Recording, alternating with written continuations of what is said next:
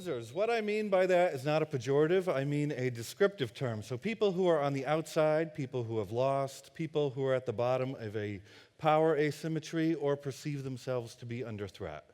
So I don't want to insult any conspiracy theorists, but even when I put that on it, they get insulted anyway. Follow me on Twitter, not to hear what I say, but to see what they say. It's very entertaining. Okay, so there are two things my mother told me never to talk about, politics and religion. I'm a political science professor, so I didn't listen to her. And a third thing I would add to that list is conspiracy theories. If you don't believe me, at Thanksgiving, when you're with your extended family, wait for a few bottles of wine to go down, then bring up a few of your favorite conspiracy theories, and then see what happens. If you're not invited back next year, then I'm right. So, these ideas can be very difficult to talk about, and the reason is because they touch on things that we care about, truth and power. So for that reason, I try to stay as close to the data as possible, and I'm an equal opportunity offender. I don't think I'm going to offend anyone talking about conspiracy theories or religion in this room. I might offend a few people's political sensibilities. But just know that I like to punch both sides equally hard, and I do it because that's what the data tells me to do, and for no other reason. So where does my data come from? From national and statewide surveys I've been collecting for about 7 years now.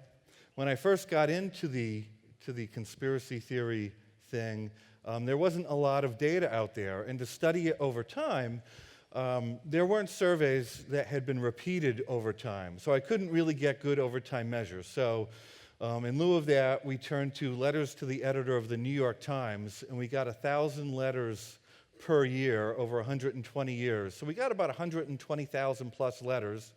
I made my research assistants read them all and pick out all the ones that had conspiracy theories in them, and that's what my assistants looked like by the time they were done. And we were able from that to get a whole bunch of letters about different conspiracy theories. And also, I've been collecting Google alerts, so I know what's going on in the news with conspiracy theories. And I'll tell you one interesting thing about our times right now. I started doing this Google alert about 7 years ago. And I used to get 5 or 6 news stories a day coming in with the term conspiracy or conspiracy theories in it. Now it's about 100 a day, and it's been that way for more than a year. So this is a major topic of discussion, and it's a major part of our politics. And I want to explain why that is in the time I have remaining. So how many Americans agree with these ideas? So right now, about 60% buy into JFK theories. It's consistently been a majority for a long time, and that's actually down from where it was in the late 90s, where it was closer to 80%. 25% birther and truther. Obama faked his birth certificate. George W. Bush or someone else blew up the Twin Towers. About a fifth of Americans think that aliens landed at Roswell and the government's covering it up. 20% think Big Pharma is hiding the true dangers of vaccines. 9% of people don't brush their teeth. I brushed twice. 6% think the moon landing is faked, and that's an interesting point because when we say the term conspiracy theory, oftentimes moon landing comes right to our mind, but it's actually not a very popular theory. Not in America anyway. If you go over to Europe, it's about 3 or 4 times as popular as it is here. For Americans, the landing is a point of pride. 5% think the lines in the sky are poison, they're to kill us, and 4% think that there is a race of reptilians who really control the planet. Interesting, last night, Banachek said that 4% of Americans believe in vampires. I think it might be the same people. So imagine if you believed in lizard people and vampires. That's like a great world to live in. It's amazing. So why does this matter? Well, because people vote, and if people make collective decisions based on bad information, particularly conspiracy theories, we're all stuck with the consequences of that. And beyond collective action, individuals can take action on these theories, and they can cause incredible damage when they do it. So just 2 years ago, a guy got a loaded weapon, went into a pizza shop, and that really upsets me because he said, I used to work in a pizza shop. fired off a round that went only a few feet from somebody's head, then went to a broom closet door, expected to find a secret tunnel that would lead him down to the sex slave children that Hillary Clinton had been molesting and then burning in the pizza ovens. And he was shocked to find brooms in the broom closet. And he went in front of the judge and he said, "Gosh, I'm really sorry, but I was just there to save the children." And the judge said, "One, you're going to jail, and two, that bullet was only a few inches from blowing somebody's head off." So people can take bad action when they believe these theories. Somebody's going to fight fire with fire. So the way I look at these is just like any other opinion, and that is a new piece of information comes in, and we interpret it with a disposition that we already have. As a political scientist, the most important disposition I work with is partisanship. So partisanship, like many of our other existing dispositions, comes from our socialization. When we grow up, we learn about the world, we learn about the government, and we get an identity, and those identities stick with us through our entire lifetime. If I know what party you are when you're in your mid-30s, I know what you are when you're in your late 90s, and the world can burn in the middle, and not much is going to change. Yes, some people do switch, but that's the minority of people. Most people are what they are. And these dispositions, I like to think of them as immovable movers.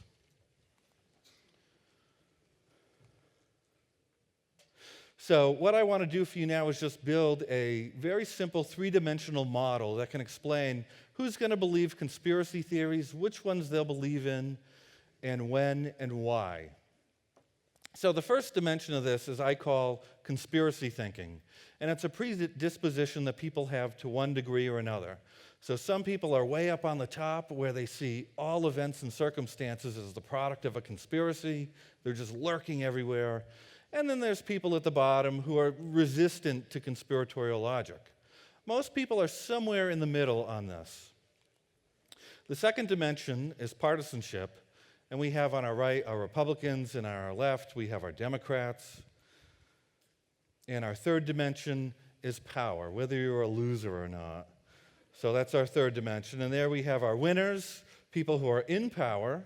They are part of the institution. They have power over others, and they feel good about their position. And on the other hand, we have the outsiders, the losers, and the people on the bottom end of power asymmetries.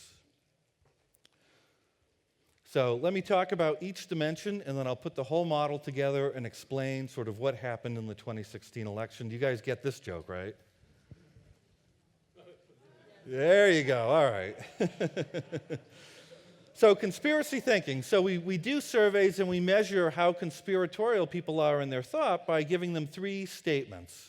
So much of our lives are controlled by plots in secret places. Even though we live in a democracy, a few people really control things.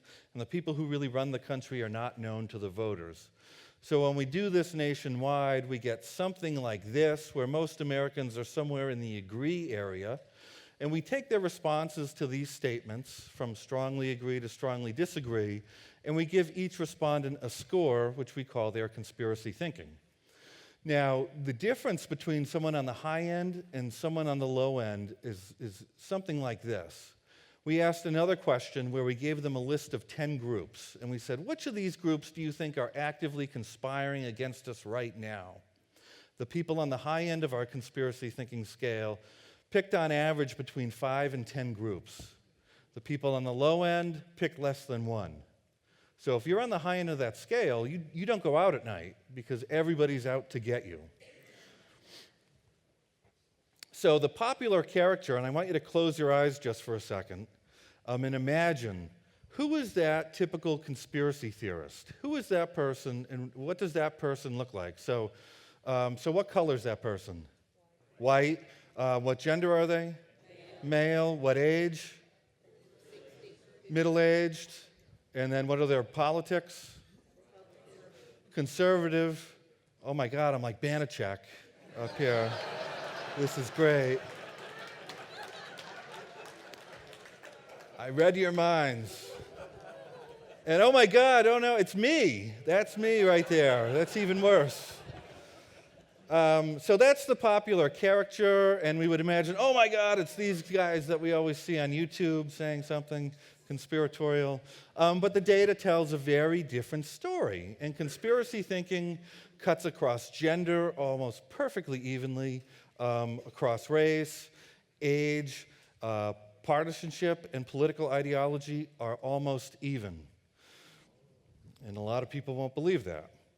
But let me give you a really neat example. So the show The View, made by women, largely for female audiences, is chock full of conspiracy theorists. So there we have her, vaccine conspiracy theories. She says that the moon landing was faked. And of course, jet fuel can't melt steel, but yesterday we learned that it can. So conspiracy thinking is everywhere. So better predictors that we find across many studies are better education, and people who tend to make more money tend to have less levels of conspiracy thinking. Why that is, we're not quite sure yet. We're getting there. But it could be that, if you're hiring somebody in a high-profile job that has a lot of responsibilities, you're not going to hire a hardcore conspiracy theorist to do it, unless you're voting. Now, this is not a perfect predictor, but in general, these are the trends that we tend to find. Other characteristics of people who are high in conspiracy thinking: they're less likely to register to vote by about 30 points, less likely to vote, less likely to put up yard signs, less likely to volunteer for political campaigns.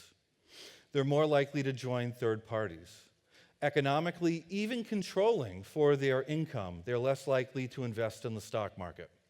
If you think that the markets are rigged and the politics is all rigged, you're not going to take part. In terms of violence, when we ask people if they condone violence against the government, those on the very high end of conspiracy thinking are much more accepting of violence. And this creates a very toxic cocktail, because what studies show is that people who think in conspiratorial terms are likely to want to use conspiring themselves to achieve their own ends. They're more in favor of liberalized gun laws, and they're more in favor of violence. So Timothy McVeigh makes a perfect example. He fought fire with fire. He believed the government was conspiring to take away people's rights, so he conspired right back and killed a whole lot of people in Oklahoma. Our second dimension is partisanship.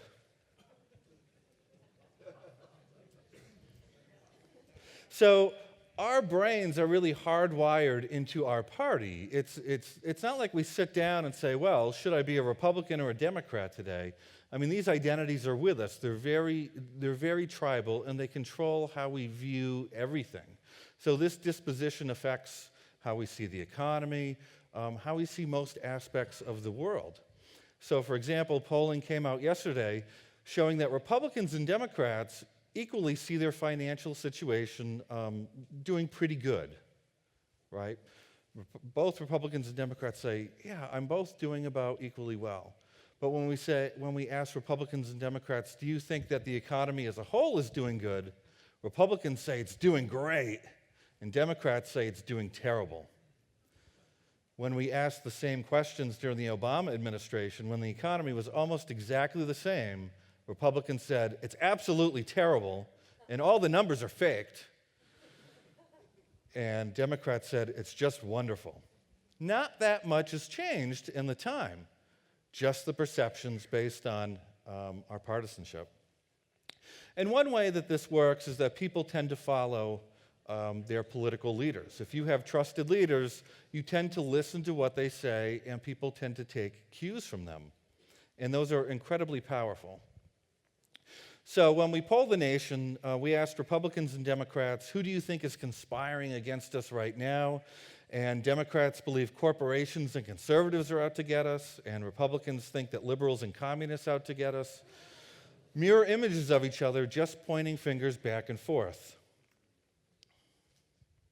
And this works with things other than partisanship, too. So we know who they are. The Da Vinci Code conspiracy theories. Jesus had children with Mary Magdalene. They escaped to France, and they are being hunted now by the Catholic Church. So who believes this sort of stuff? Well, studies show it's people who are into New Age ideologies, so these sorts of folks. Who doesn't believe these sorts of theories? Well, definitely him. Not into it at all. If you're a football fan, you know about Deflategate a few years ago. Tom Brady was accused of deflating the football so it'd be easier for his receivers to catch, and there was a lot of debate over did he really deflate the footballs. So what a study found was people who were living outside of New England believed that he was a cheater, and they thought he had deflated the balls. If you lived in New England, then you didn't. And just to go back to the Kennedy assassination theories, why do so many people believe in it? And it has to do with the way the poll question is asked. So when you say, do you think there was a conspiracy to kill President Kennedy, you get 60% saying yes. But when you ask a second question, who do you think did it? Then you wind up with a lot of disagreement. 5% say it was Castro, 6% say it was the CIA. If you ask Oliver Stone, everyone did it. So that's why you get those high numbers with Kennedy. So our third dimension is power. So we asked people nationwide right before the 2012 election, if your candidate loses, do you think it will be due to fraud? Equal numbers of Republicans and Democrats said yes. But after the election, and we say, do you think the outcome was due to fraud, that number cuts in half. Why? Because only the losers think they were cheated. Winners always think it's hunky-dory. We did the exact same thing in 2016, and there was one subtle difference. And that was election fraud itself became an election issue. And Republican elites, Trump mostly, was saying the election's going to be rigged. And Democrats had to get into it, and they said, no, it's not going to be rigged.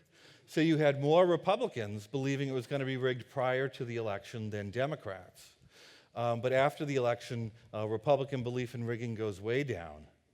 And Democrat belief in rigging stayed low for a little while, but once those elite cues disappeared, now we have majorities of Democrats saying that the voting machines were rigged. So my letters to the editor data, so we got all these letters that talk about a conspiracy theory from the New York Times, and we coded them by what group was being accused of conspiring. So we had right, left, capitalist, communists. One thing you'll notice is that Americans love to accuse foreigners and foreign governments of conspiring against us. So when Trump talked a lot about foreigners, whether it was trade deals or immigrants, and that they were all bad for us, he was tapping into something that's very American. We have a long history of accusing foreigners of conspiring against us. Another thing you'll notice is that the accusations were just about the same between right and people accusing the right and people accusing the left, people accusing capitalists and people accusing communists. And if we look at years when a Republican was president, what we find is that most of the conspiracy theories accuse people on the right and capitalists of conspiring. And when a Democrat is president, most of the accusations accuse the left and communists of conspiring. So the last 2 decades give us a nice example of this. During the George W. Bush administration, we were concerned with 9/11 and Halliburton and Blackwater and war for oil and all this stuff. And as soon as George W. Bush left office, that stuff became politically inert. Now we were concerned about Barack Obama's birth certificate. Obama blew up the Deepwater Horizon well. Obama killed the kids at Sandy Hook. So we tend to flip back and forth. The only difference is that right now, you have conspiracy theories on the left, but you also have them on the right. And I would not have predicted that in a normal year, but this isn't a normal year. And I want to explain why in just a moment. So what we see from this data normally is that the targets and timing of conspiracy theories tend to follow a logic. So conspiracy theories are generally used by groups to manage things that they see as a danger to them. And they're about threat perception. And that this threat perception is really driven by power. And because defeat and exclusion really drive them, conspiracy theories are for losers. But why is that not happening now?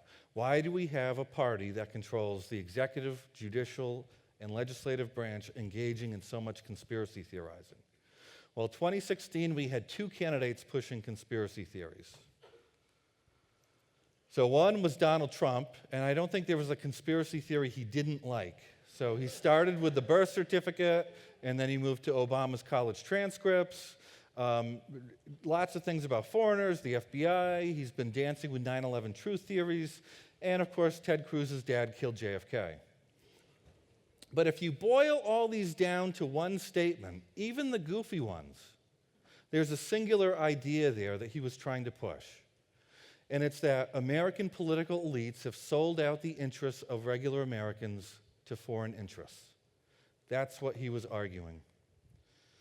And if you look at the people that supported him in the primary, on our conspiracy thinking scale, Trump supporters were the most conspiratorial. So comparing him to a more establishment candidate like Kasich, there's a big difference.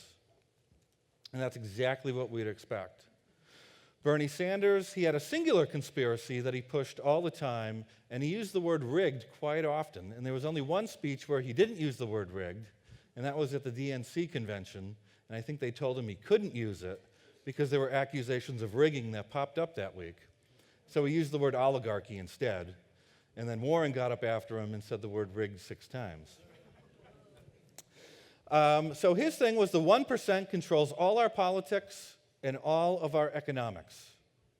And he said things like, they are making it hard for you to survive, they control everything, and they have a greed that knows no end. So we find the same thing when we poll people on Bernie Sanders. So what we found, even now, is that support for Sanders is highly correlated with conspiracy thinking. When we ask vaccine questions, Bernie Sanders supporters are less likely to believe in the safety of vaccines. And he has always formulated his campaigns, even when he started out in Vermont, going after outsider people who felt they were outside the political system. So looking at 2016, Hillary Clinton positioned herself as an establishment Democrat, and she went after those people right there. And there were 20-some-odd people running for the nomination on the Republican side. Bernie Sanders was going after those folks, and Donald Trump positioned himself there. And both Sanders and Trump got 40% of their respective parties' vote. Trump was only able to move on because the establishment vote was divided so many other ways. And now we wind up with the Trump presidency. Now, it's easy to climb the greasy pole to power. It's much more difficult to stay there. And because he has put together a coalition of conspiracy theorists, people who would normally be outside the system and not take part, he has to constantly poke and prod them with conspiracy theories to keep them donating and to keep them voting and to keep them supporting him. So that's why we have a president who's actively using conspiracy theories. And because he does that, other members of his party do that, and that means that the media has to do it too, because they tend to cover what our political elites say. And that's why I get 100 articles a day with conspiracy theory in it. And this has led at times to not even knowing what's true anymore, because every conspiracy theory is met with more conspiracy theories. And my favorite example of this comes from the 2016 election. The Trump campaign was pushing a conspiracy theory that Hillary Clinton was really, really sick and hiding it from the American public. And the unfortunate thing about this is that conspiracy theories can sometimes change the way that somebody acts because they know they're going to be accused of things, so they have to start hiding even normal behaviors. After the first debate, which Hillary did very well, in order to sort of change the narrative on that, the Trump campaign said the next day that Hillary Clinton was taken off the debate stage on a stretcher with an oxygen mask. On 9/11, Hillary Clinton was sick, and you would expect people to be sick when they shake 2 million hands. I think she had pneumonia. She had to leave the 9/11 memorial early, and people could see her faint as she was getting into her car. This led to the Trump campaign to say, "See, we told you so. She's really, really ill." She got out of bed and came out the next day and started walking around. She probably shouldn't have because she was sick, but she did to prove that she was well. What did conspiracy theorists say the next day? That's a doppelganger. And they could tell because the pantsuit had a different waistline. Some people even said she was dead, and this was a body double. So she went on to the Jimmy Kimmel show to show how strong she was. So she opened a pickle jar to show that she was very strong. The next day, the conspiracy theory was pickle jar was already opened. So that's the world we live in. Thank you very much for listening. Thanks so much.